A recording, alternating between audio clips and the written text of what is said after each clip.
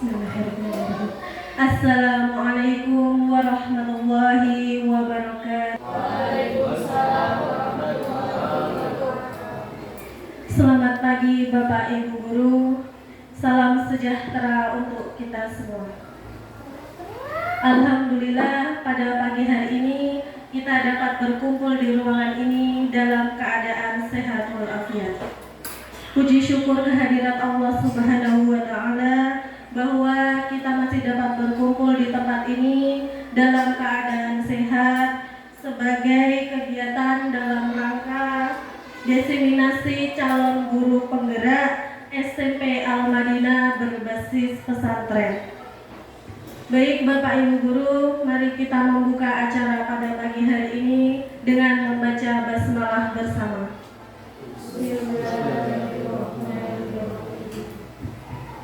Baik, menuju acara yang pertama yaitu sambutan dari Bapak Kepala Sekolah SMP Al-Madinah berbasis pesantren.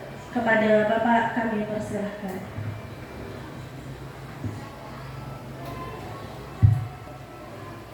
Assalamualaikum warahmatullahi wabarakatuh. Waalaikumsalam warahmatullahi wabarakatuh. A'udzubillahi minasyaitonir rajim. Bismillahirrahmanirrahim. Alhamdulillahirabbil alamin. Wa bihi nasta'inu ala umuri dunya waddin. Wassalatu wassalamu ala asyrofil anbiya'i wal mursalin sayyidina wa maulana Muhammadin wa ala alihi wa sahbihi ajma'in, amma ba'd. Bapak Ibu Guru yang kami hormati, kesempatan pagi menjelang siang ini marilah kita senantiasa memperbanyak rasa syukur kita kehadirat Allah Subhanahu wa Ta'ala atas limpahan rahmat, taufik serta hidayahnya kita semua bisa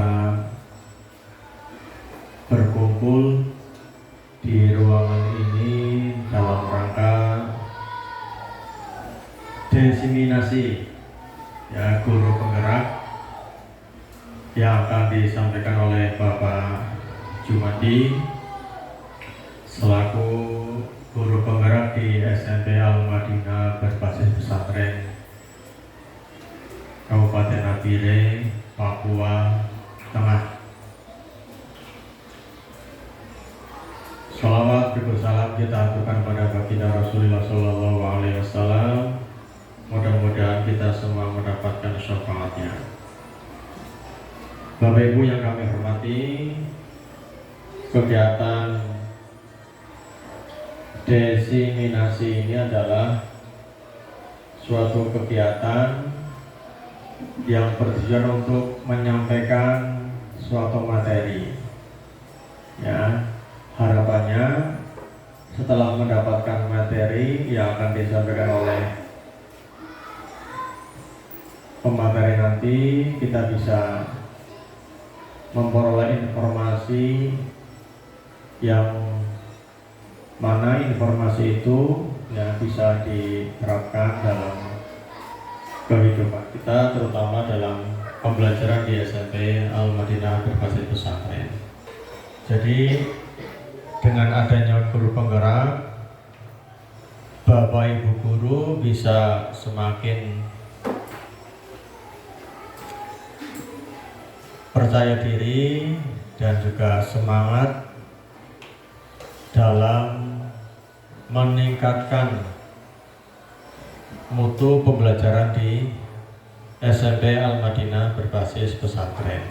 Oleh karena itu barangkali saya menyampaikan terima kasih kepada pemateri yaitu Bapak Jumadi, dan saya harap Bapak Ibu Guru bisa mengikuti kegiatan ini dengan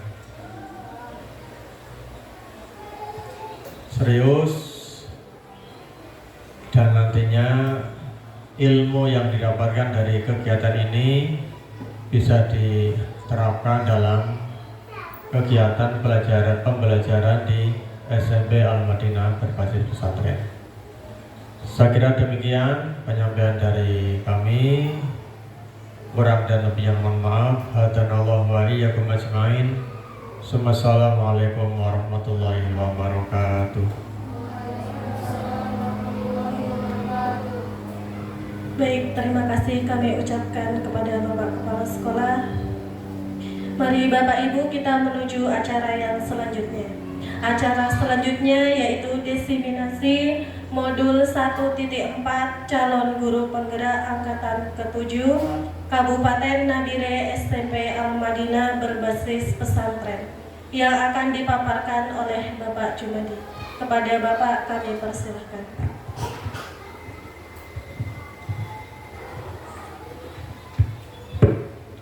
Oke, baik. Assalamualaikum warahmatullahi wabarakatuh. Alhamdulillahilladzi khalaqal insana fi ahsani taqwim summa radadnahu asfala safilin. Asyhadu an la ilaha illallah wa asyhadu anna Muhammadan abduhu wa rasuluhu la nabiyya ba'da. Puji syukur kehadirat Allah Subhanahu wa taala karena pada kesempatan ini kita bisa bertetamu muka, bisa hadir untuk mengikuti diseminasi modul 1.4 budaya positif dari instansi SMP Al-Madinah berbasis pesantren Kabupaten Nabire. Semoga kegiatan pada hari ini senantiasa mendapat bimbingan, lindungan, dan ridho dari Allah Subhanahu wa taala.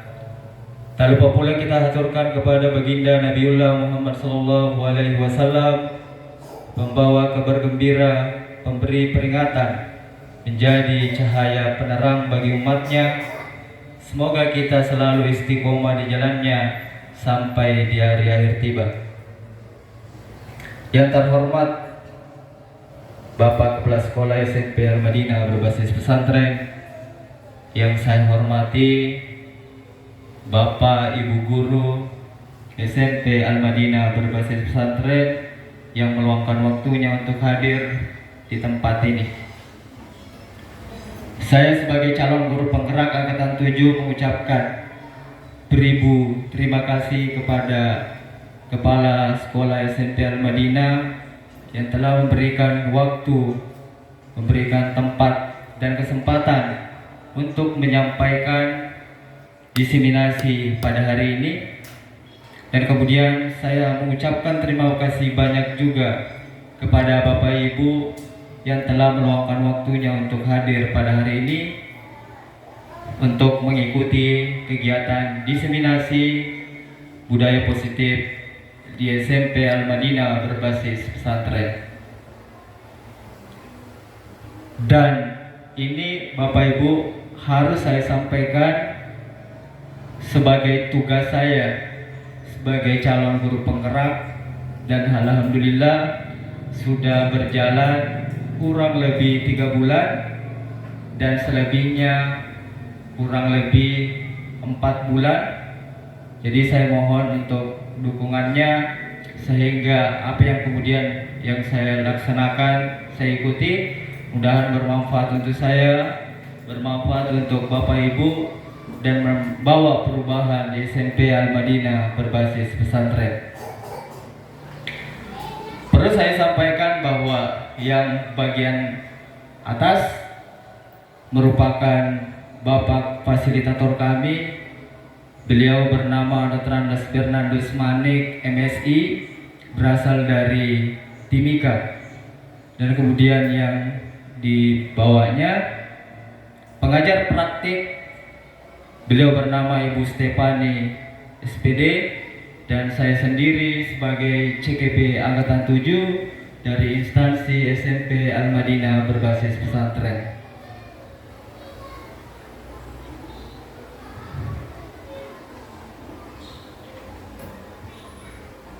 Untuk memulai kegiatan pada hari ini, terlebih dahulu saya menyampaikan tujuan pendidikan, bahwa menurut Ki Hajar Dewantara, tujuan pendidikan adalah menuntun segala kodrat pada anak-anak agar mencapai keselamatan dan kebahagiaan, baik sebagai manusia maupun sebagai masyarakat. Oleh sebab itu, pendidik dapat menuntun tumbuh atau hidupnya kekuatan kodrat yang ada pada anak-anak agar dapat memperbaiki lakunya, bukan dasarnya hidup dan tumbuhnya kekuatan kodrat anak. Oke Bapak Ibu, kita di sini bukan kemudian saya lebih pintar dan menggurui Bapak Ibu, hanya kemudian saling berbagi, hanya kemudian saling sharing. Saya mau tanya kepada Bapak Ibu, menurut Bapak Ibu menuntun itu artinya apa? Mungkin Bapak Ibu pernah mendengar kata menuntun, mungkin ada yang ingin menyampaikan bahwa menuntun itu seperti apa?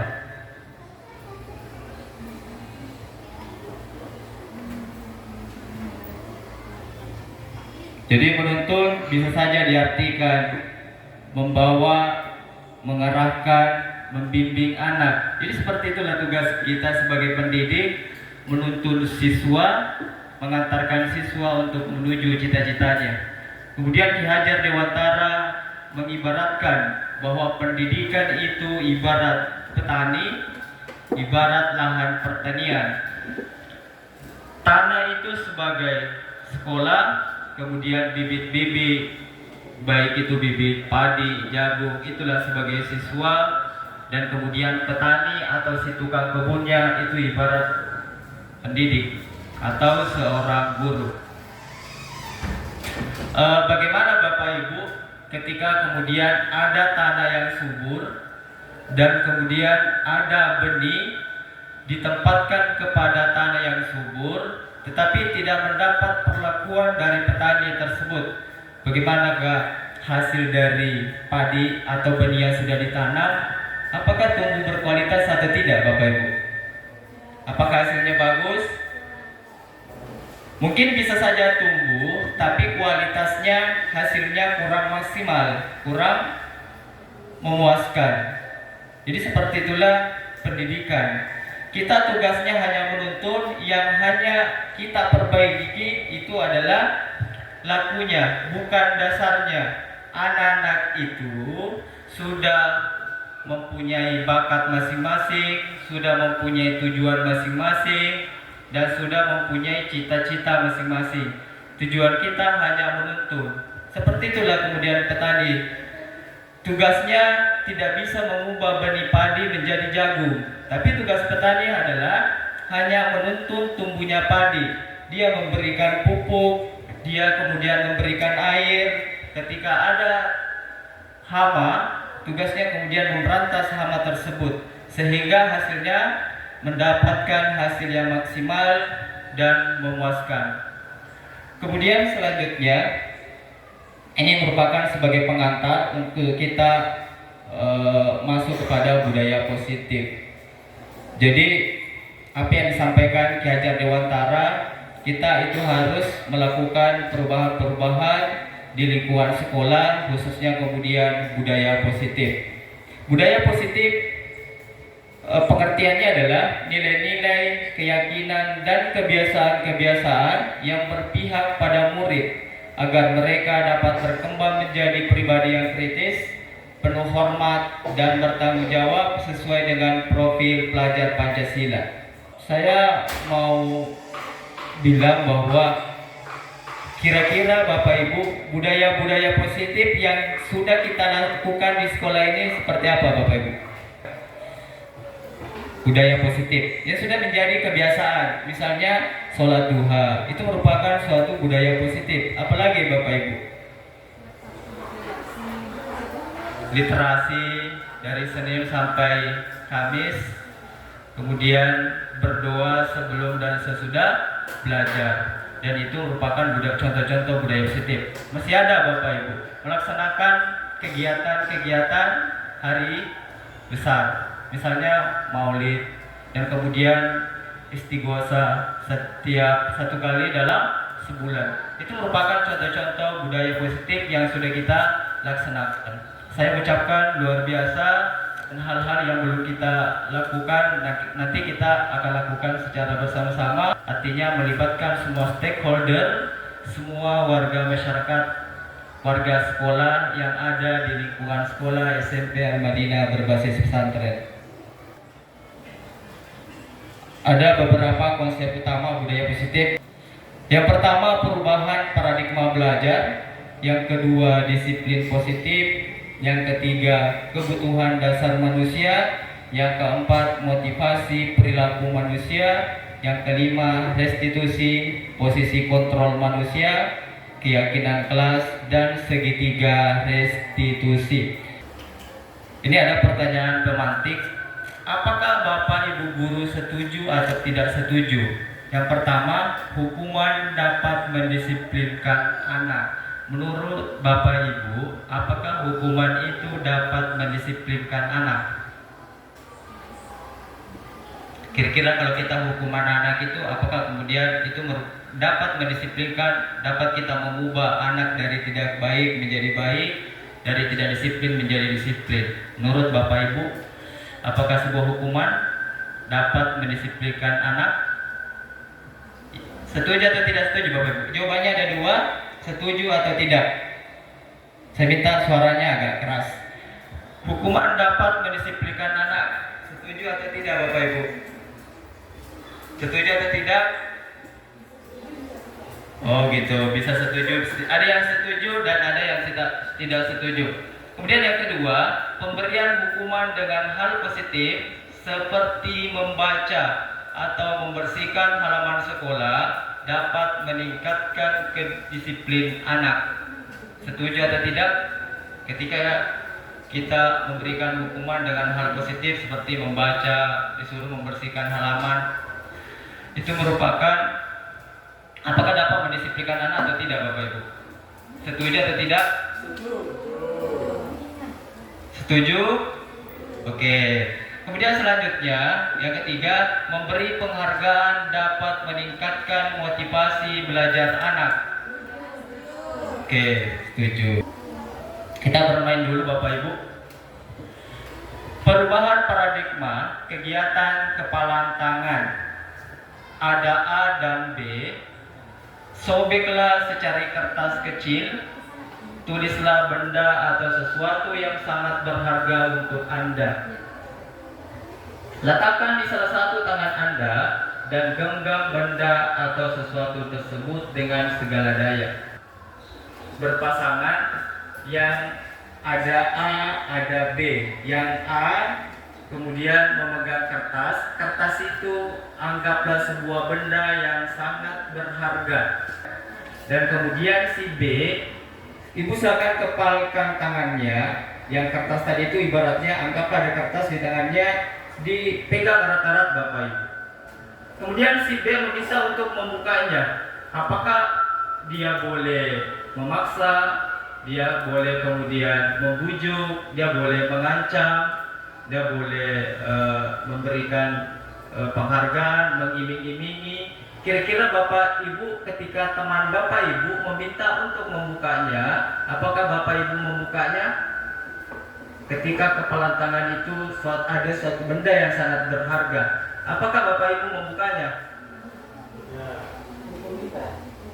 Tidak. Ada yang menjawab iya, artinya membuka. Jadi jawabannya kemungkinan Bapak Ibu ada dua, yaitu antara membuka dan tidak. Persoalan Bapak Ibu mau membuka atau tidak itu tergantung dari Bapak Ibu guru. Jadi kita tidak boleh memaksa. Ketika kemudian Bapak Ibu mau membuka, berarti Bapak Ibu mempersilahkan dirinya untuk dikontrol oleh orang lain. Jadi seperti itu kemudian kehidupan proses belajar Bapak Ibu. Kita tidak memaksa anak untuk kemudian mengikuti apa yang kita mau, tapi kita harus melihat kondisi kebutuhan apa yang sebenarnya dibutuhkan oleh siswa. Selanjutnya, perubahan paradigma teori kontrol menurut William Glasser. 1. Ilusi guru mengontrol murid.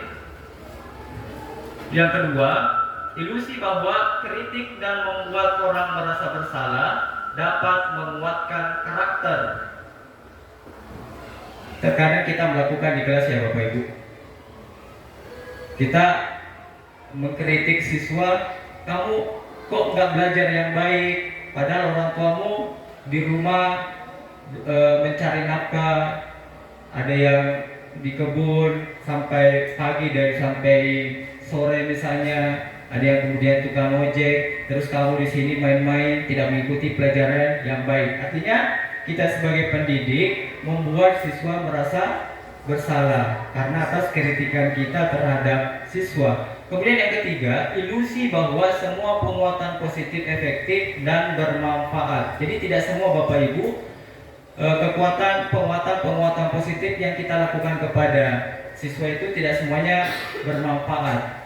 Ayo, kamu belajar yang baik supaya nanti kamu peringkat 1 atau peringkat 2. Nah, bagaimana kemudian nanti jadi seolah-olah kemudian dia belajar karena mengejar suatu peringkat. Kemudian selanjutnya, ilusi bahwa orang dewasa memiliki hak untuk memaksa. Kita sebagai guru terkadang kemudian kita melakukan di kelas memaksa murid untuk mengikuti apa yang kita inginkan. Kamu harus catat semua ini. Kalau sudah catat baru boleh pulang misalnya. Artinya kita memaksa anak untuk melakukan apa yang kita inginkan. Sama dengan tadi kepelantangan. Ayo kamu buka. Kalau tidak buka, saya menghukum kamu. Jadi kita sebagai guru kemudian tidak boleh memaksa, tetapi harus kemudian menghargai juga peserta didik. Kemudian selanjutnya, perubahan paradigma stimulus respon teori kontrol. Perbedaan antara stimulus respon dan teori kontrol. Kita mencoba mengubah orang agar berpandangan sama dengan kita. Itu stimulus responnya Bapak Ibu. Artinya kita tidak bisa seenaknya untuk kemudian orang harus mengikuti kita. Teori kontrolnya Bapak Ibu, kita berusaha memahami pandangan orang lain tentang dunia. Kita yang harus memahami orang itu. Misalnya tadi Bapak Ibu, dia tidak mau membuka kepelantangannya. Kita tidak boleh memaksa dia Bapak Ibu. Ayo kamu buka, kalau tidak saya hukum kamu. Enggak. Bagaimana teori kontrolnya? Kita harus memahami. Kita yang harus memahami pandangan orang lain tentang tadi itu kepelantangan. Kita nggak boleh memaksa. Kita yang harus mengerti dia. Yang kemudian yang kedua, perilaku buruk dilihat sebagai suatu kesalahan. Nah ini. Yang kemudian ketika kita melihat anak yang nakal, kita menganggapnya ya nakal. Bagaimana teori kontrolnya? Semua perilaku memiliki tujuan. Mungkin dia nakal ada tujuannya. Maka itulah kemudian tugas kita untuk memahami karakteristik anak. Orang lain bisa mengontrol saya. Teori kontrolnya hanya Anda yang bisa mengontrol diri Anda. Ya tadi masih dengan kepelantangan. Persoalan yang dia mau membuka atau tidak itu tergantung anak itu. Terserah dia mau membuka atau tidak. Kita tidak boleh memaksa. Kemudian pemaksaan ada pada saat rujukan gagal. Bagaimana teori kontrolnya? Kolaborasi untuk menciptakan pilihan-pilihan baru. Teori kontrolnya kita harus berkolaborasi dengan siswa. Bekerja sama, menanyakan dengan baik, kenapa kemudian bisa melakukan permasalahan itu. Jadi tidak langsung main hukum. Tidak. Kemudian selanjutnya model berpikir menang atau kalah. Teori kontrolnya model berpikir menang-menang. Jadi tak ada bahasa kamu menang, kamu kalah. Tapi teori pilihannya itu model berpikirnya menang-menang. Jadi nggak ada saling menyalahkan, kamu menang, saya kalah, kamu kalah, saya menang. Selanjutnya Bapak Ibu, disiplin positif. Apa makna disiplin? Mungkin Bapak Ibu bahkan kemudian setiap hari mengenal kata disiplin. Kira-kira disiplin itu apa Bapak Ibu? Mengikuti tata tertib yang ada. Oke, mengikuti tata tertib. Ada yang lain Bapak Ibu? Oke, seperti ini pengertiannya. Disiplin artinya, menurut dari bahasa Latin, artinya belajar.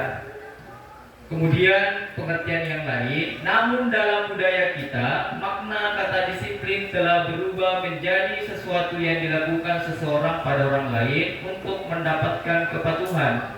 Kecenderungan umum adalah menghubungkan kata disiplin dengan ketidaknyamanan. Jadi mungkin kalau kita kalau mendengar kata disiplin, pasti kita menghubungkan dengan ketidaknyamanan. misalnya nih kita masuk ke apakah itu misalnya di bank, di situ harus memakai masker. Terkadang kita tidak senang dengan masker.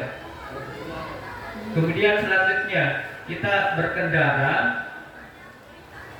terus ada penyampaian bahwa misalnya ada sweeping, diharuskan menggunakan helm. Jadi kita berpikir bahwa kalau nggak memakai helm, kita nanti ditangkap.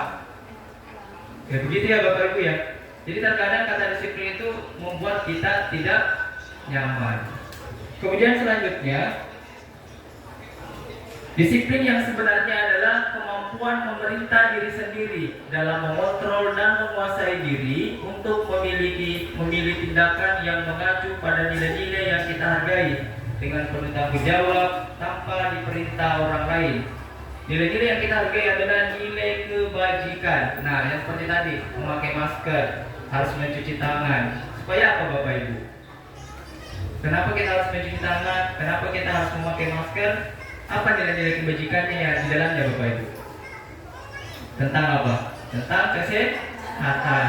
Nah, misalnya kita untuk terhindar dari COVID-19, kita harus kemudian sering-sering mencuci tangan dan kemudian menggunakan masker, menjaga jarak. Jadi itu harus timbul di dalam diri kita tanpa harus ada paksaan dari orang lain. Kita harus menyadari bahwa ketika kita tidak memakai masker, tidak mencuci tangan, itu kemungkinan kemudian terkena COVID misalnya. Jadi harus timbul di kesadaran terhadap diri sendiri bahwa semua yang kita lakukan tentang cuci tangan, pakai masker itu demi kesehatan. Termasuk juga ini Bapak Ibu memakai helm. Kenapa kita harus memakai helm? Bukan karena takut ditangkap polisi, bukan itu Bapak Ibu. Tujuannya apa? Kita menjaga keselamatan. Itu yang harus kita timbulkan dalam diri kita. Jadi kita nggak perlu mau keluar pakai helm. Pasti diingat, pakai helm. Apa tujuannya? Supaya kita selamat. Kalau jatuh kemudian terhindar dari benturan, itu sebenarnya pengertiannya. Jadi harus ada kebajikan, nilai-nilai kebajikannya harus timbul dalam diri sendiri. Selanjutnya, yang ketiga, kebutuhan dasar manusia. Ada berapa Bapak Ibu? Terlihat dari gambarnya? Ada 5. Apa artinya seperti apa Bapak Ibu? Yang di tengah-tengah, bahasa Inggris dan mungkin tidak tahu. Bu Helen mungkin. Survival artinya apa Bapak Ibu? Bertahan hidup. Biasanya bertahan hidup berkaitan dengan sandang, pangan, dan kemudian apalagi tentang rasa aman. Bagaimana kemudian siswa mau belajar dengan baik di sekolah kalau dia kelaparan, dia perut bunyi-bunyi, bagaimana bisa mengikuti pelajaran? Otomatis akan terganggu. Kemudian yang kedua, kasih sayang dan rasa diterima. Itu pengertian itu merupakan gambar yang berapa Bapak Ibu? Kasih sayang dan rasa diterima. Yang belonging ya Bapak Ibu ya. Iya. Sebagai siswa tentu kemudian butuh kasih sayang dan rasa diterima. Ada nggak sering apakah Bapak Ibu sering menjumpai siswa itu mau diperhatikan? Bapak Ibu, saya loh pakai jilbab baru. Bapak Ibu, saya loh pakai lipstik misalnya. Terus Bapak Ibu, saya pakai baju baru. Ada nggak sering begitu Bapak Ibu? Atau pakai sepatu baru? Jadi contoh-contoh seperti itu merupakan siswa ingin Bapak Ibu ingin diterima, ada rasa diterima untuk kemudian dikasih sayang, butuh kasih sayang. Apakah Bapak Ibu sadar tentang itu? Atau Bapak Ibu jawab, kamu gak usah pamer. Kemudian yang ketiga, apa Bapak Ibu yang ketiga? Penguasaan. Merupakan yang mana di situ Bapak Ibu gambarnya? Kita power atau power atau kekuatan atau penguasaan. Kemudian yang keempat, kebebasan. Yang mana Bapak Ibu kalau kebebasan? Hah? freedom. Nah, freedom itu kebebasan itu sering kita dapatkan kemudian di kelas. Ada siswa yang bolak-balik ke WC, ada yang mondar-mandir, ada yang sudah izin satu kali izin lagi. Itu memang merupakan kebutuhan siswa Bapak Ibu. Merupakan dan kita bukan kemudian dia memberikan kebebasan, tidak. Kita tetap kemudian juga harus memantau. Mungkin dia maunya berkelompok atau kemudian dia bisa hanya menerima materi itu dengan cara bermain. Seperti itu Bapak Ibu. Atau mungkin dia ke WC karena dia suka mungkin belajar dengan cara berjalan-jalan, menikmati alam.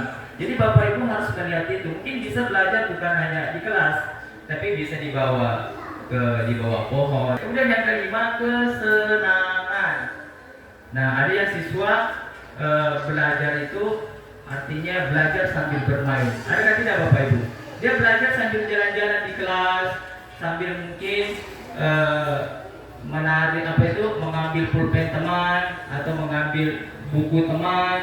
Itu mungkin cara dia supaya dia senang. Nah, itu merupakan kesenangan siswa dalam belajar. Kita harus memahami kebutuhan dasar manusia. Oke, selanjutnya Bapak Ibu perhatikan kasus yang pertama. Ibu Ria, guru kelas 6 di SD Permai, sedang bingung menghadapi ulah salah satu murid di kelas bernama Agus. Beberapa anak telah datang dan mengeluhkan Agus yang seringkali meminta bekal makan siang mereka dengan paksa. Jika Anda menghadapi situasi seperti Ibu Ria, apa yang Anda lakukan? Apa yang Ibu lakukan? Ketika ada salah satu siswa kemudian mengambil makanan, merampas makanan temannya, apakah kita memarahi Bapak Ibu atau kemudian menegur? Kira-kira Bapak Ibu lakukan apa? Menegur atau mencubit? Kamu nakal, kamu menghadap ke bendera misalnya, kamu lari lapangan 10 kali misalnya, bisa saja Bapak Ibu. Menurut Anda, apa alasan Agus melakukan hal itu? Jadi kita sebagai pendidik tidak melakukan hukuman, kalau bisa hukuman tidak ada Bapak Ibu. Kita tidak menyarankan untuk kemudian menghukum.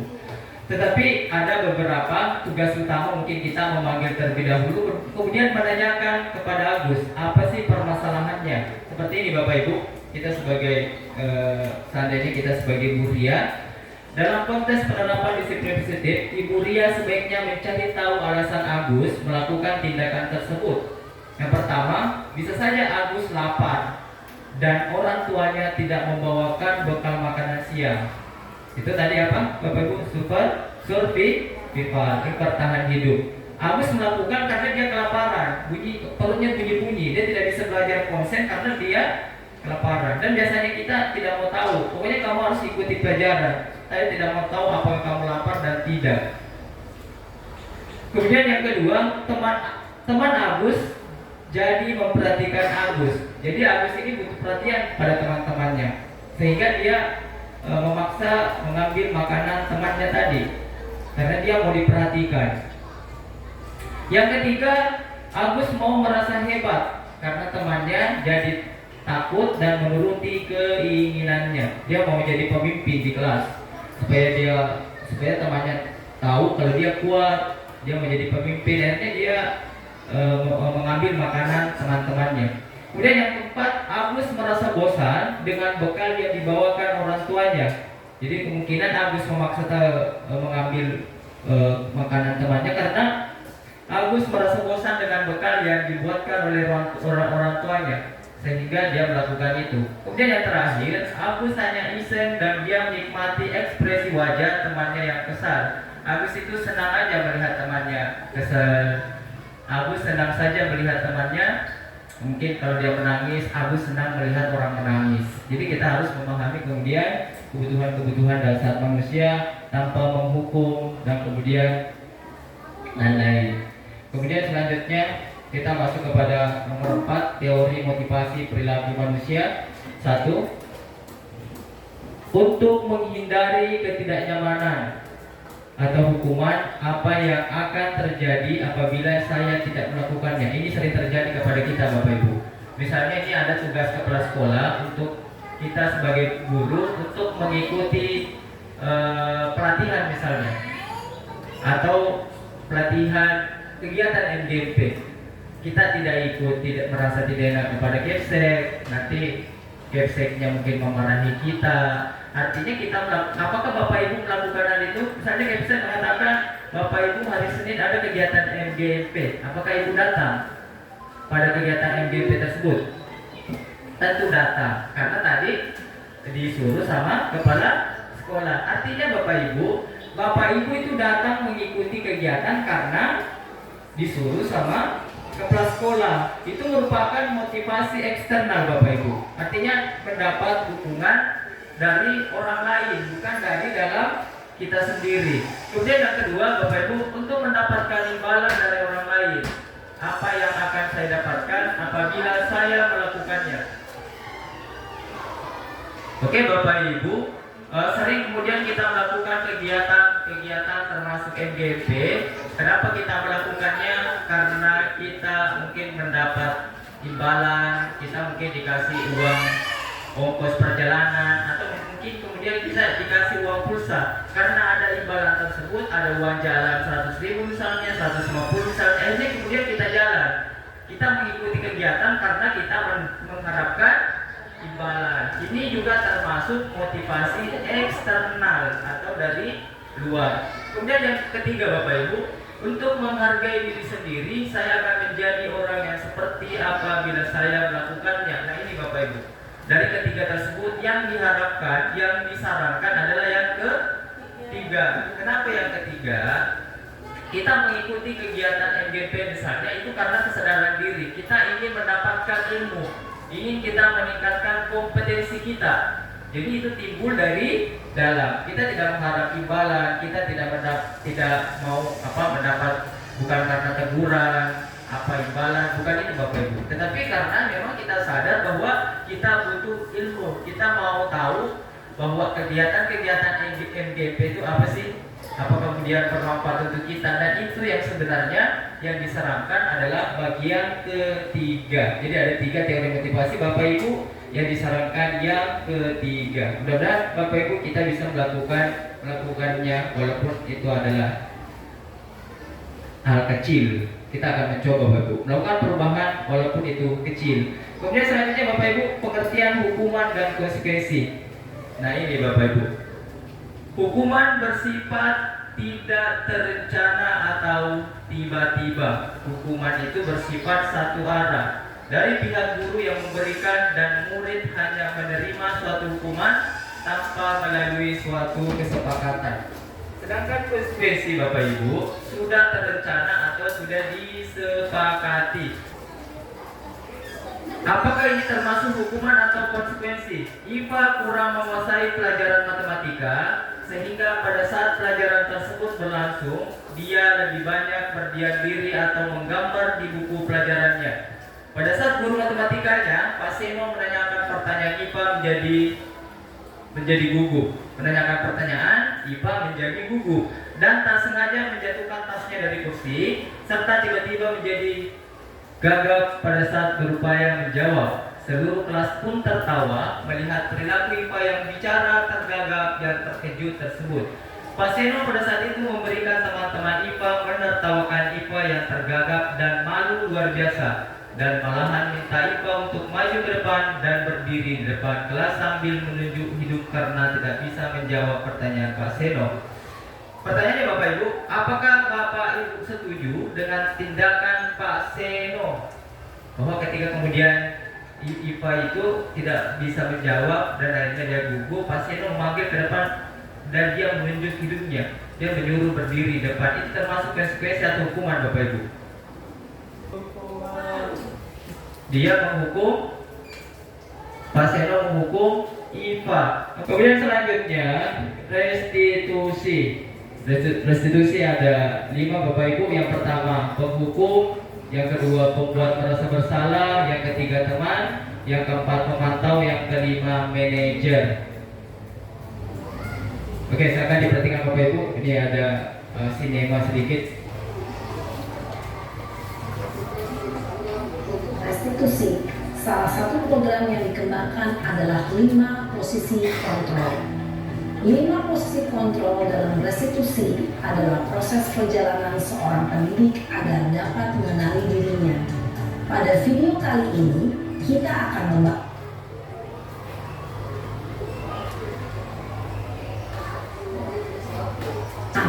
atau monitor dan 5 posisi manajer.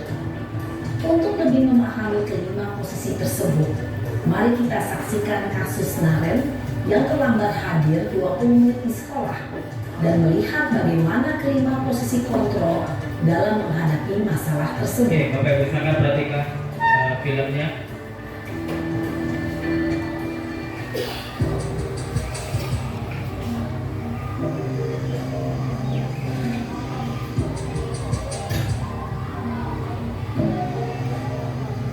Naren!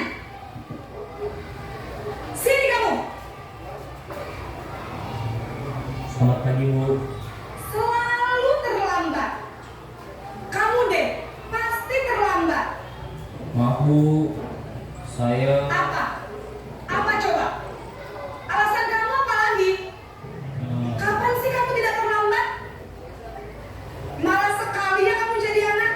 saya Dasar pemalas. Gak kapok-kapok sih kamu. Sudah berapa kali terlambat? Sana, kamu keliling lapangan basket 2 kali. kenapa saya harus keliling lapangan basket, Bu? Kenapa? Kamu melawan ibu? Berani-beraninya jawab. Sudah terlambat, masih berani jawab pula. Sekarang, keliling lapangan basket 5 kali sekalian. Biar kapok. Cepat. Pergi sana ke lapangan basket. Posisi penghukum biasanya berbicara dengan nada tinggi, menghardik, menunjuk-nunjuk, menyakiti, dan menyindir. Hukuman bisa berupa fisik maupun psikis. Ibu dan bapak guru hebat. Dampak yang terjadi pada murid ketika guru berada pada posisi penghukum adalah murid cenderung akan memberontak, bahkan menyimpan dendam.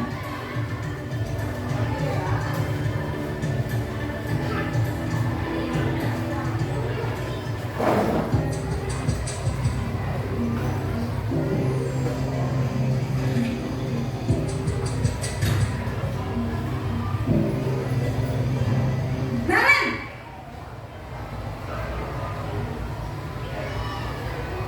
Selamat pagi, Bu. Naren, kamu kenapa terlambat lagi, nak? Ya Tuhan, Naren, kamu senang ya bikin ibu susah ya? Kalau kamu terlambat lagi, nanti ibu yang ditegur bapak kepala sekolah, nak. Disangka ibu tidak bisa membina kamu. Duh, gimana ini? Maaf, Bu. Duh Gusti Naren, kamu suka ya kalau ibu ditegur bapak kepala sekolah? Terus, sekarang ibu harus tulis apa ini di buku absen? Ini kamu sudah sering terlambat loh. Ibu harus apa coba? Maaf, Bu. Maaf sekali. Ya sudah, lain kali jangan bikin ibu susah lagi ya nak ya. Ibu tidak akan kuat lagi kalau kamu begini terus. Bisa jantungan kalau ibu ditegur bapak kepala sekolah. Sana cepat ke kelas. Maaf ya, Bu. Maaf sekali. Posisi membuat rasa bersalah berbicara dengan nada tenang, cenderung lembut. Namun kata-kata yang diutarakan membuat murid merasa menjadi orang yang gagal. Memandang buruk dirinya sendiri, merasa tidak berharga, dan tidak sanggup membahagiakan orang lain. Ketika guru mengambil posisi pembuat rasa bersalah, murid akan menganggap dirinya yang bersalah dan ia akan menyimpan emosi negatif tersebut di dalam dirinya.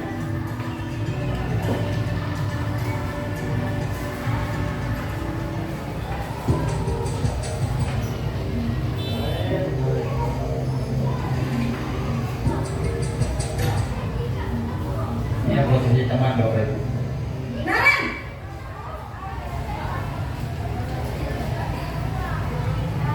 Selamat pagi, Bu. Wah,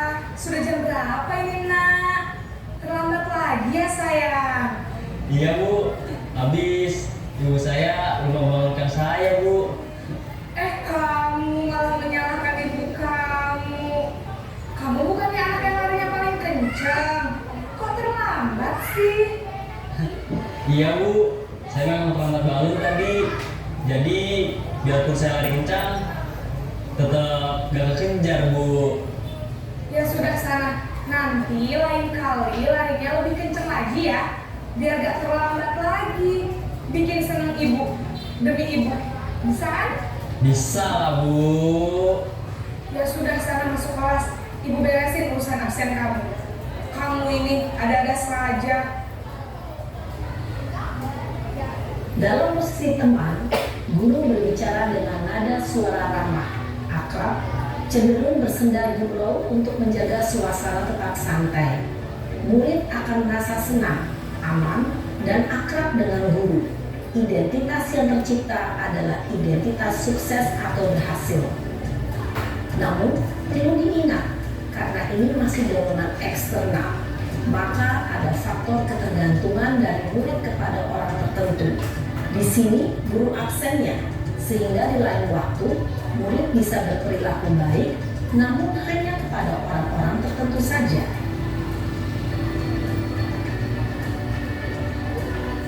Selanjutnya posisi pemantau.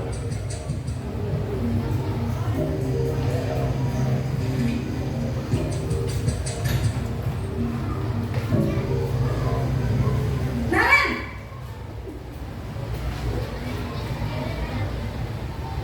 Selamat pagi Bu.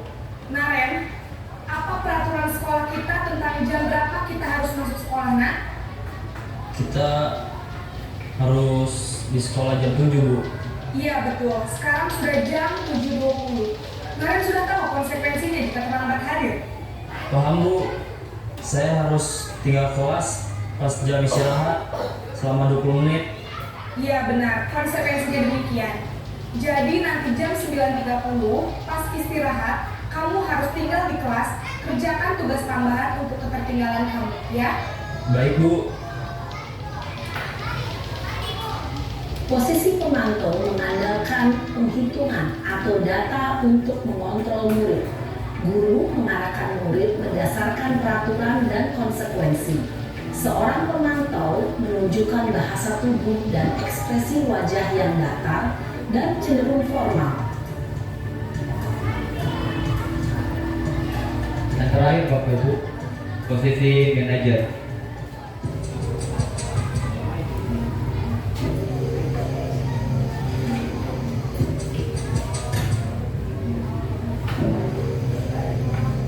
Naren!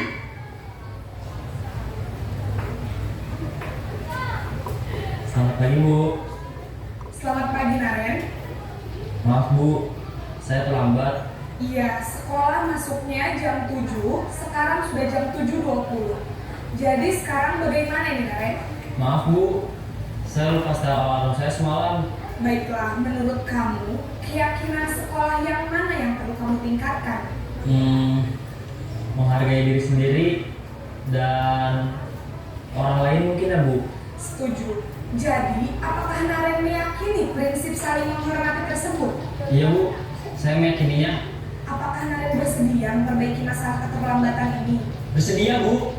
Bagaimana kamu akan perbaiki masalah keterlambatan ini? Saya akan coba untuk tidak lupa menyetel alarm saya Bu. Baik, kalau Naren lupa menyetel alarm di rumah, ada orang yang kira-kira bisa bantu mengingatkan tidak? Ada Bu, kakak saya, Kak Emma. Ada lagi selain Kak Emma? Selain Kak Emma, ada ibu saya. Baik, jadi yang mengingatkan Naren adalah Kak Emma dan ibu kamu ya? Kira-kira akan mulai set alarm kapan nih Naren? Setelah pulang sekolah, akan segera saya lakukan.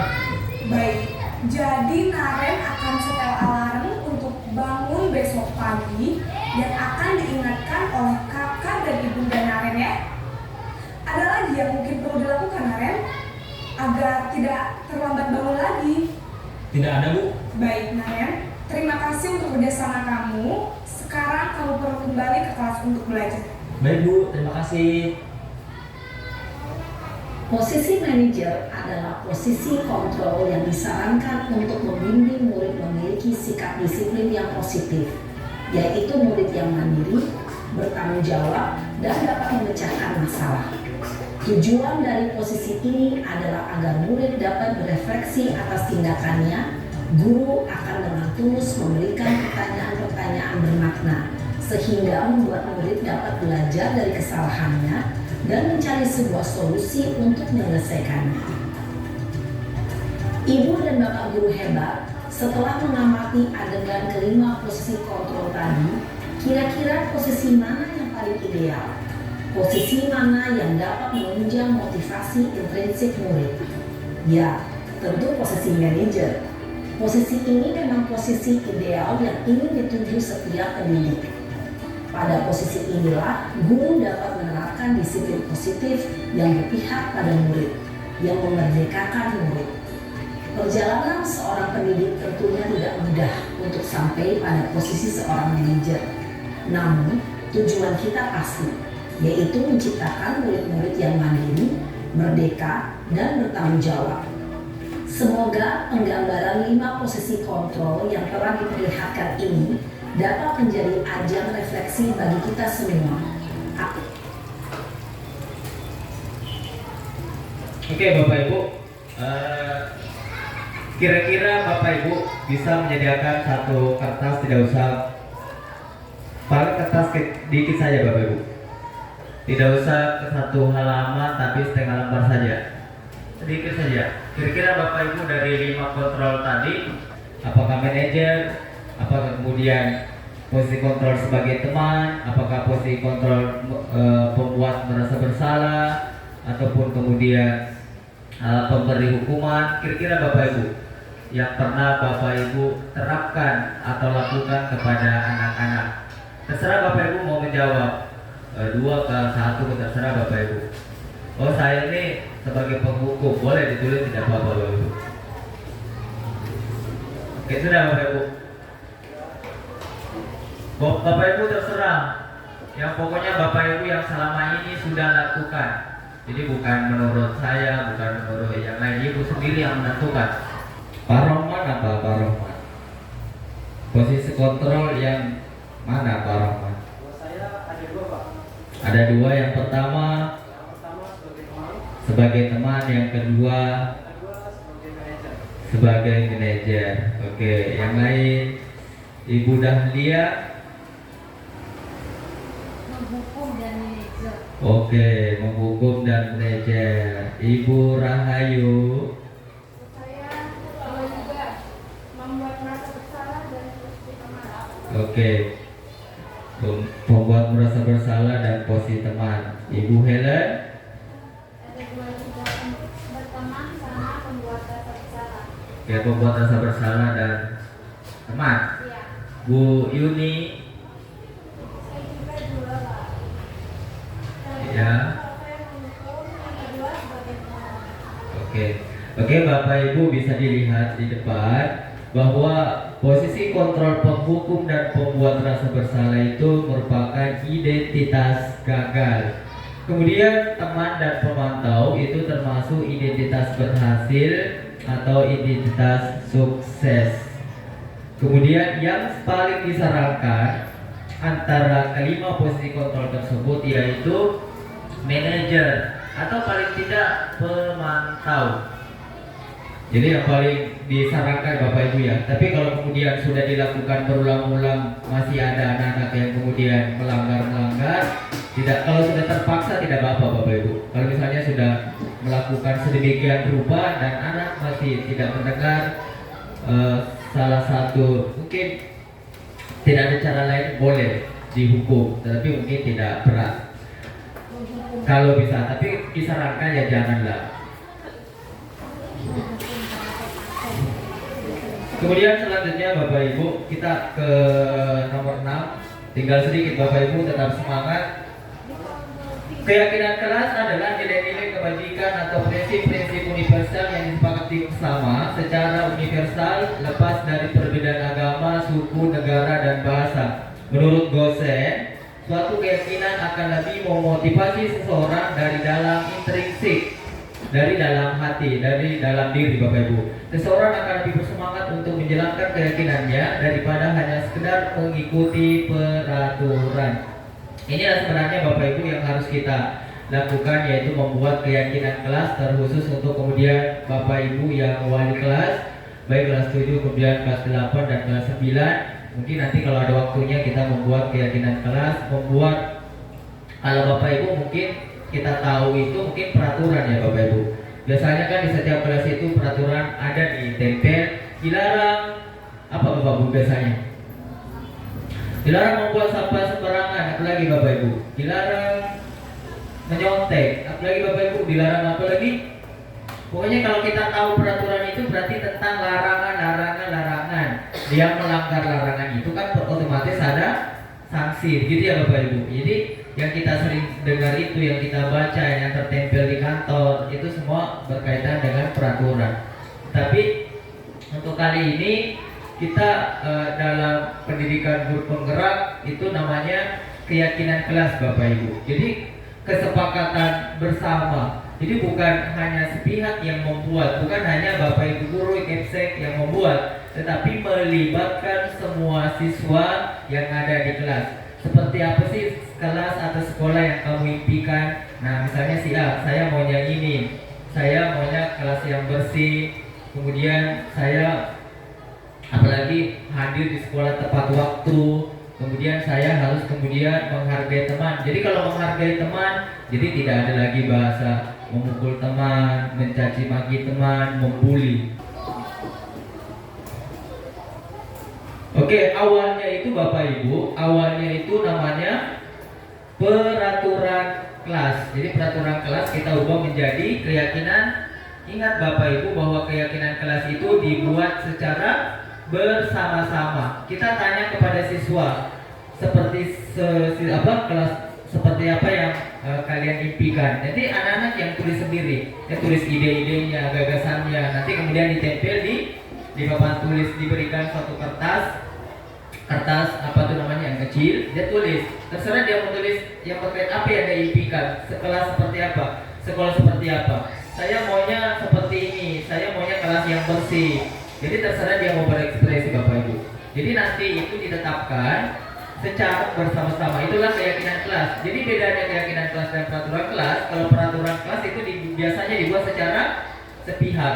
Tetapi kalau keyakinan kelas itu diciptakan secara bersama-sama. Terus selanjutnya setelah terbentuk keyakinan kelas, akhirnya menjadi lingkungan positif. Tetapi perlu saya sampaikan, ini harus dilakukan secara bersama-sama. Jadi saya sendiri sudah membuat di kelas 8, nanti mungkin saya bisa bekerja sama dengan Ibu Dahlia, atau kemudian yang belum kelas 7, kelas 9 belum, karena saya nggak mengajar.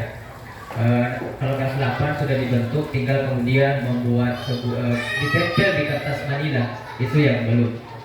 Tetapi kalau hanya kelas 8 ada, yang lain tidak, itu sama saja bohong Bapak Ibu.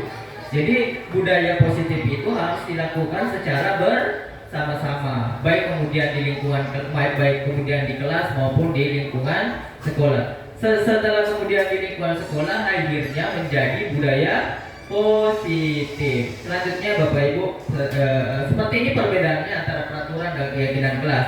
Peraturan selalu kembalikan buku ke tempatnya. Nah, keyakinan kelas itu lebih ke universal, tanggung jawab, dilarang mengganggu orang lain. Nah, keyakinan kelasnya berarti menghormati orang. Jadi kalau sudah menghormati orang lain berarti tidak membuli teman, tidak mengganggu teman, tidak merampas makanannya dan lain-lain sebagainya. Hadir di sekolah 15 menit sebelum pembelajaran dimulai. Apa keyakinan kelasnya Bapak Ibu?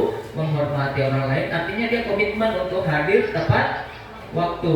Dilarang melakukan kekerasan. Apa tuh keyakinan kelas? Keyakinan kelasnya keselamatan, yang kayak tadi apa?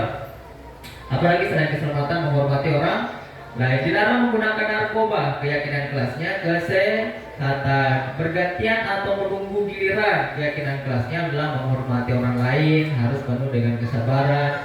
Gunakan masker. Nah, itu tadi, menggunakan masker. Apa keyakinan kelasnya? Kesehatan. Kenapa kita menggunakan masker? Supaya kita selalu sehat. Jadi harus kemudian muncul di dalam diri sendiri, bukan karena takut, bukan karena bukan karena aturan, tapi karena kita paham bahwa kita harus harus sehat, kita harus menjaga kesehatan kita harus selamat. Termasuk juga tadi yang helm Bapak Ibu, kita melaksanakan aturan itu bukan karena kita takut ditangkap polisi, tapi betul-betul harus muncul di dalam diri kita bahwa kita harus menjaga keselamatan.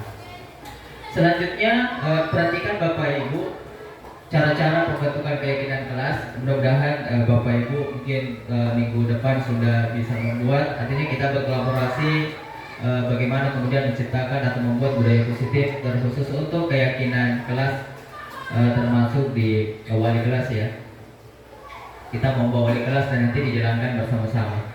Keyakinan kelas bersifat lebih abstrak daripada peraturan, lebih rinci dan konkret, artinya lebih universal. Yang kedua, keyakinan kelas itu berupa pernyataan-pernyataan bersifat umum atau universal. Ketiga, pernyataan keyakinan kelas senantiasa dibuat dalam bentuk positif. Jadi positif Bapak. Jadi kita tidak menggunakan dilarang itu, dilarang ini, tidak. Jadi nggak pakai bahasa dilarang, jangan, tidak Bapak Ibu. Tapi menggunakan bahasa-bahasa positif. Kalau awalnya dilarang membuat sampah, berarti kita ganti menjadi menjaga kebersihan. Jadi nggak membuat sampah. Kalau ada sampah dibuang pada tempatnya, seperti itu Bapak Ibu ya. Jadi tidak menggunakan kata dilarang, tetapi diganti dengan bentuk positif. Kemudian selanjutnya, keyakinan kelas hendaknya tidak terlalu banyak sehingga mudah diingat dan dipahami oleh semua warga kelas. Selanjutnya, keyakinan kelas sebaiknya sesuatu yang dapat diterapkan di lingkungan tersebut. Jadi sesuatu yang kita tidak bisa jalankan, jadi tidak dimasukkan Bapak Ibu. Ini sesuai kesepakatan. Jadi kalau nggak disepakati berarti tidak boleh dimasukkan dalam keyakinan kelas. Jadi betul-betul disepakati bersama antara siswa dengan Bapak Ibu guru. Apakah kemudian hanya ini tugas wali kelas? Tidak. Bapak Ibu juga pelajaran lain bisa membuat kesepakatan. Misalnya nih, pada saat pembelajaran duduk dengan tenang, atau kemudian misalnya kalau HP-nya harus dimatikan. Ini contoh saja Bapak Ibu. Jadi itu merupakan contoh-contoh kontrak atau keyakinan-keyakinan yang kita buat dalam kelas. Kemudian semua warga kelas hendaknya ikut berkontribusi dalam pembuatan keyakinan kelas lewat kegiatan curah pendapat. Jadi melibatkan semua siswa termasuk guru-guru. Jadi kalau hanya melibatkan satu orang, dua orang itu masih termasuk peraturan. Yang terakhir, bersedia meninjau kembali keyakinan kelas dari waktu ke waktu. Jadi ada refleksi. Oh ini tadi masih ada yang kurang, nah boleh ditambahkan. Jadi setiap minggu mungkin setiap hari kita evaluasi ada yang kurang. Nah itu nanti dibahasakan ulang. Intinya Bapak Ibu dilakukan secara bersama-sama. Nah seperti ini Bapak Ibu yang kemarin saya buat dengan anak kelas 8 ini karena waktunya agak terbatas, jadi dokumentasinya seperti ini. Saya bagikan satu kertas dan silakan kemudian menuliskan sekelas apa yang kalian impikan, dan dia sudah tulis. Itu ada di dinding. Oke, lanjut Bapak Ibu. Jadi seperti ini dokumentasinya. Ini baru untuk kelas 8, tapi kurang maksimal karena kalau hanya satu kelas yang menerapkan itu susah Bapak Ibu. Jadi tujuannya itu berkolaborasi antara guru, Kepsek dengan murid itu baru. Jadi mudah-mudahan nanti ada kesempatan kita berkolaborasi dengan wali-wali kelas membuat keyakinan kelas untuk, jadi kesempatan lain Bapak Ibu. Dipersiapkan saja alat dan bahannya. Kemudian selanjutnya seperti ini videonya dalam membuat keyakinan kelas. Ini pada saat saya minta untuk kemudian mengeluarkan ide-ide atau gagasannya. Ada yang tulis 3 poin, 4 poin. Jadi boleh anak-anak berkarya sendiri dan hasilnya ya unik-unik Bapak Ibu. Dan itu bagi saya menarik. Daripada yang kita buat sendiri, memaksa anak untuk mengikuti, yang pusing kita sendiri. Kemudian yang terakhir Bapak Ibu, kita masuk penghujung ini materi pada hari ini tentang segitiga restitusi, dan ini saya sudah juga melakukan mempraktekkan segitiga restitusi, proses menciptakan kondisi bagi murid untuk memperbaiki kesalahan mereka sehingga mereka bisa kembali pada kelompok mereka dengan karakter yang lebih kuat melalui restitusi. Guru dapat, apa kemudian tujuannya Bapak Ibu? Yang pertama, membantu murid menjadi lebih memilih tujuan, disiplin positif, serta memulihkan dirinya setelah berbuat salah. Dua, membantu murid untuk jujur pada diri sendiri dan mengevaluasi dampak dari kesalahan yang dilakukan. Dan terakhir, memberikan penawaran bukan paksaan. Kata seperti ini segitiga restitusi Bapak Ibu. Yang pertama, menstabilkan identitas. Yang kemudian validasi kebutuhan, yang terakhir menanyakan keyakinan. Seperti ini Bapak Ibu, menstabilkan identitas. Guru berkata, berbuat salah itu hal yang manusiawi. Jadi kita panggil anak-anak, apa masalahmu? Dia ceritakan.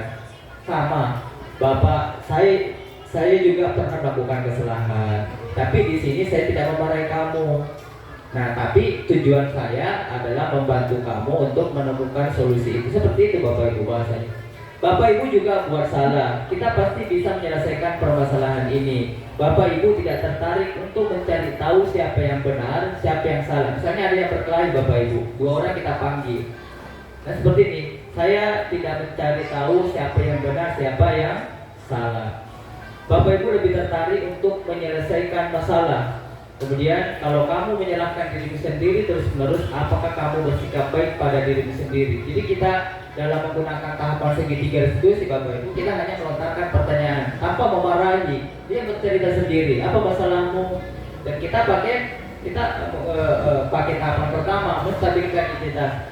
Pak Guru, Ibu Guru juga pernah berbuat salah. Pak Guru juga sering terlambat ikut rapat misalnya, atau Pak Guru juga sering terlambat mengajar. Ini contoh saja Bapak Ibu. Kan kita misalnya mendapatkan anak terlambat masuk sekolah. Selanjutnya yang kedua Bapak Ibu, validasi tindakan yang salah. Guru berkata, kamu bisa saja kan melakukan hal yang lebih buruk, tapi kamu tidak melakukannya. Dua, kamu pasti punya alasan kenapa kamu melakukannya. Dia terlambat. Kamu pasti punya alasan kenapa kamu terlambat. Dia jawab, ini Pak Guru jam sekian saya lagi ini, jam 9 saya lagi ini, jam 10 saya ini, jam 11 saya bantu orang tua, 12 jam 11 lewat saya belajar 30 menit, jam segini saya baru tidur. Kan kita tidak tahu Bapak Ibu apa yang dilakukan anak di tempatnya atau di lingkungan keluarganya. Maka perlu kemudian melontarkan suatu pertanyaan. Jadi seperti ini Bapak Ibu pertanyaannya. Kamu boleh tetap berusaha menjaga sikap itu, tapi tambahkan sikap yang lain yang baru. Maukah kamu belajar cara lain untuk mendapatkan yang kamu butuhkan tanpa harus memukul? Jadi kalau ada teman berkelahi, jadi kita lontarkan pertanyaan-pertanyaan seperti ini. Maukah kamu belajar cara lain untuk mendapatkan yang kamu butuhkan tanpa harus memukul? Kemudian terakhir, apakah kamu bisa melakukan dengan lebih baik besok lagi? Terakhir Bapak Ibu, menanyakan keyakinan. Nah inilah pentingnya Bapak Ibu. Jadi sebelum ini kita melakukan tahapan ini, yang pertama yang harus kita lakukan adalah membuat keyakinan kelas. Itu mesti dulu Bapak Ibu. Jadi tidak mungkin kita menerapkan tahapan segitiga restitusi kalau Bapak Ibu guru belum membentuk keyakinan kelas. Jadi inilah yang kemudian awal untuk kita melakukan perubahan. Apa Bapak Ibu yang kita lakukan terlebih dahulu? Membentuk keyakinan kelas atau keyakinan sekolah. Begitu Bapak Ibu. Jadi kalau belum membuat keyakinan tiba-tiba mau menggunakan tahapan restitusi itu nggak connect Bapak Ibu. Tidak bisa. Guru berkata, apa nilai yang kita percaya di kelas? Nilai-nilai universal apa yang telah kita sepakati? Kelas ideal itu seperti apa sih menurut kalian? Kamu ingin jadi anak seperti apa? Nah, tidak mungkin dia jawab saya mau jadi preman pasar. Nggak mungkin Bapak Ibu. Kan dia jawab saya mau jadi orang sukses, saya mau berbakti kepada orang tua. Jadi kita tanya tanpa memarahi. Dia yang munculkan jawaban-jawaban sendiri, tanpa ada paksaan, tanpa memarahi, tanpa memukul. Kemudian terakhir Bapak Ibu, apa yang kamu rasakan ketika kamu melakukan itu? Kamu menjadi orang seperti apa? Ini Bapak Ibu penerapan segitiganya yang saya sudah buat, mudah-mudahan bisa terbuka Bapak Ibu.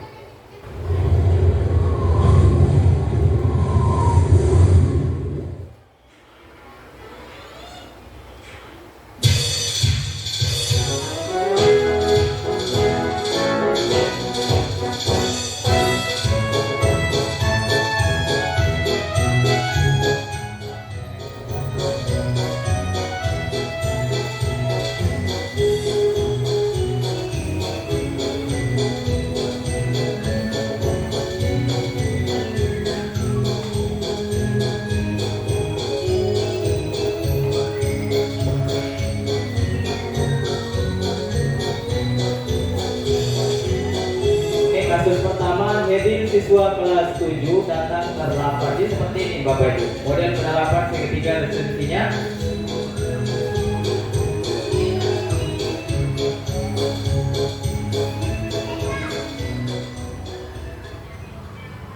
Nah, kayak gini.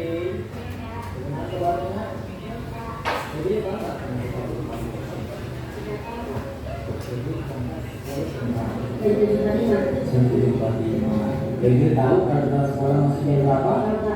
Jam 7.15. Artinya Hedil itu terlambat masuk sekolah. Menurut Hedil terlambat itu bagus atau tidak? Tidak, Pak. Tidak. Jadi begini, manusia tidak ada yang sempurna. Pak Guru juga pernah melakukan kesalahan.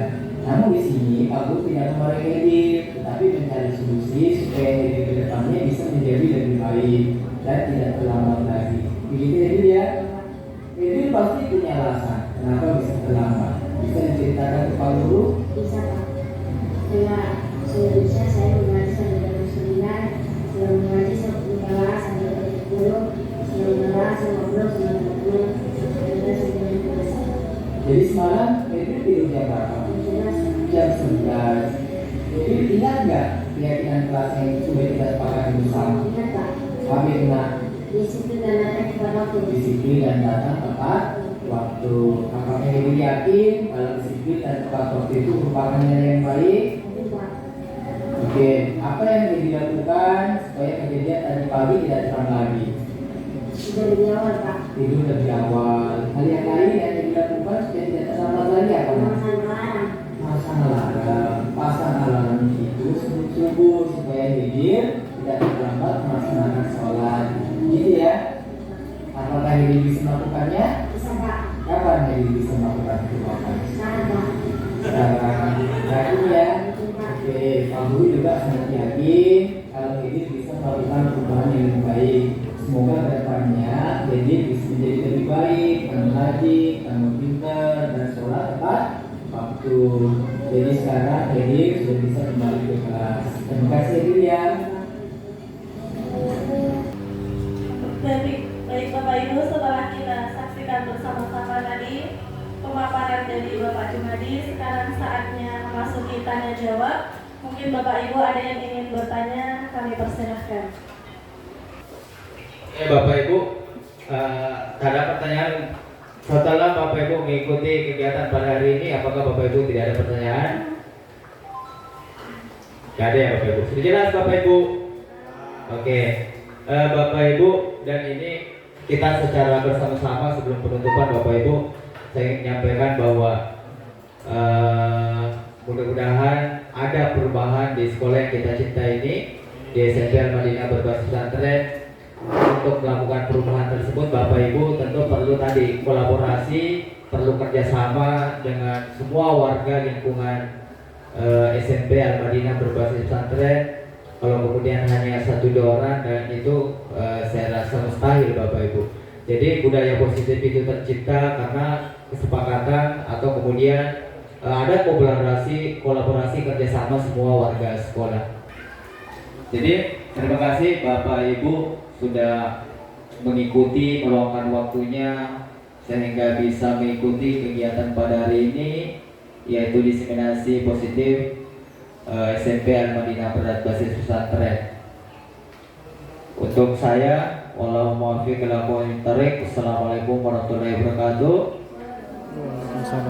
Selanjutnya saya serahkan kepada moderator.